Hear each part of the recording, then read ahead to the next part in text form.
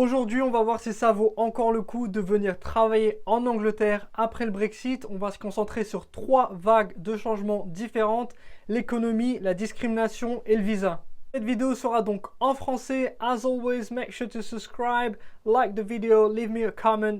This is part of a wider series where we discuss if you should come to work in the UK. Donc dans cette vidéo, on va parler de 3 changements par rapport au Brexit. Le premier étant l'économie, le deuxième, le racisme et la discrimination. Il y a quand même eu beaucoup d'articles dans les journaux par rapport à ça après le Brexit. Et la troisième étant les visas. Donc, premièrement, pour parler de l'économie, vous vous en rappelez peut-être, le vote pour le Brexit était en 2016. J'étais personnellement en train d'aller faire mes études en Angleterre, à Birmingham, et j'avais un travail là-bas. Ça, c'était donc avant le Brexit. Après le Brexit, mon salaire n'a pas changé, mais ce qui a été dramatique était le taux de change. Avant le Brexit, un livre sterling était à peu près 1,45 €. Je m'en rappelle parce que je gagnais 10 livres de l'heure, ce qui faisait quasiment 15 € de l'heure, ce qui était énorme à l'époque pour moi. Et après ça, c'est tombé d'au moins 20%. Aujourd'hui, 1 €, c'est quasiment un livre. Du coup, au lieu de gagner 15 €, je gagne maintenant 10 € si j'étais encore dans ce job à Birmingham quand j'étais étudiant. Donc ça, c'est vraiment la première différence qu'on a tendance à oublier maintenant, mais on gagne 25% de moins à cause du Brexit. Avant, il y avait beaucoup de personnes qui venaient ici faire du travail saisonnier ou qui venaient simplement commencer leur vie en Angleterre. Ils gagnaient le SMIC. Le SMIC était quand même 25% plus haut qu'en France ou dans leur pays en Europe. Quand ils retournaient en vacances ou quand ils retournaient voir leur famille, ils avaient quand même beaucoup plus d'argent là-bas par rapport à ça. Et donc, suite à ce changement par rapport à la valeur des monnaies, on a vu beaucoup d'Européens, des amis à moi, qui sont retournés dans leur pays parce que ça valait plus le coup du tout en fait. Ça ne veut pas dire qu'il n'y a pas d'emploi qui paye très bien en Angleterre. C'est un pays très différent de la France. La France est un pays beaucoup plus égalitaire. En Angleterre, si vous gagnez bien votre vie, vous la gagnez vraiment très bien.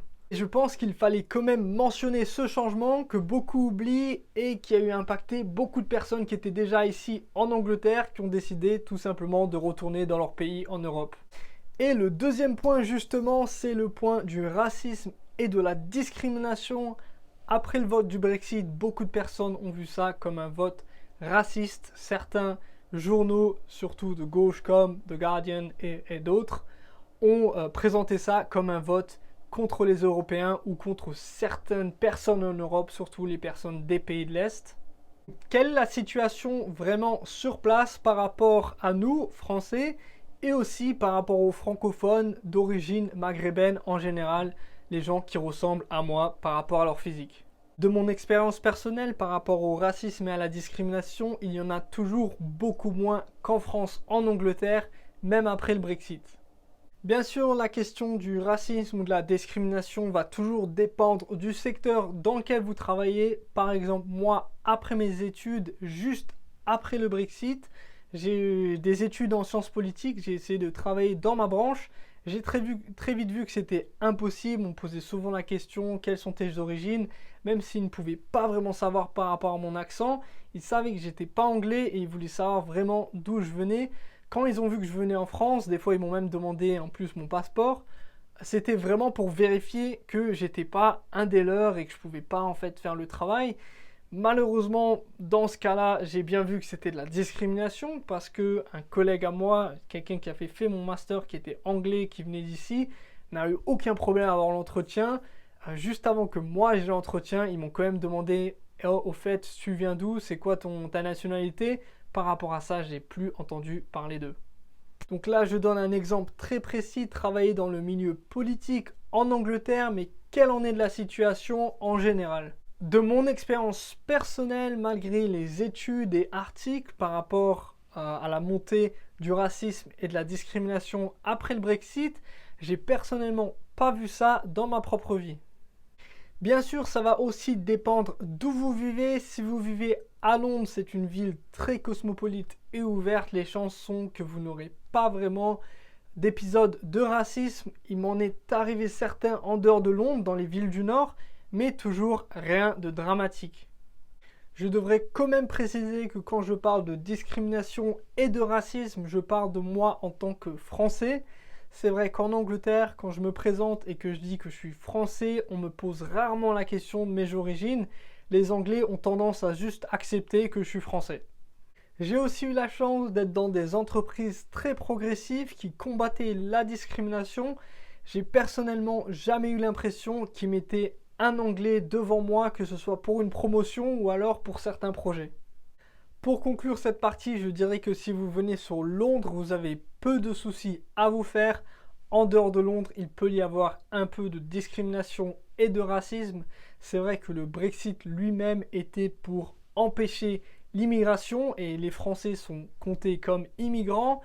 En dehors de Londres, beaucoup de grosses villes ont voté pour le Brexit. Londres a quand même voté contre. Le troisième impact, c'est le visa. Un visa qui ne va pas être simple à obtenir. On me demande toujours la question, est-ce que ça vaut le coup? La réponse va bien évidemment dépendre de votre situation, de votre industrie, de votre niveau d'études, de combien vous allez gagner ici et de vos années d'expérience. Si vous ne le savez pas déjà, on ne peut plus venir en Angleterre après le Brexit pour faire de simples travail au SMIC. Il faut venir avec un niveau de salaire minimum qui est d'après à peu près 2 000 € par mois.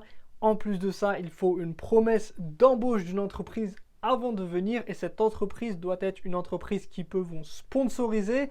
Une des autres conditions est d'avoir un niveau au moins B1 en anglais. Donc ce sont les conditions principales, certaines d'entre elles vont changer, surtout par rapport à votre industrie, à votre travail. Quand certains emplois sont en demande, le gouvernement anglais garde le droit de donner plus de visas avec d'autres critères. Et en plus de ça, le visa a un coût, il peut aller de 600 à plus de 1600 €. Ça dépend vraiment de votre industrie et de votre emploi. Si vous voulez plus d'informations, j'ai fait un post détaillé dans mon Instagram, mais on verra aussi des vidéos sur le vrai prix du visa, comment se le faire financer et comment candidater au visa. Après avoir revu rapidement ces 3 conséquences par rapport au Brexit, l'économie et le taux de change, la discrimination et le racisme et le visa, est-ce que ça vaut toujours le coup de venir travailler en Angleterre?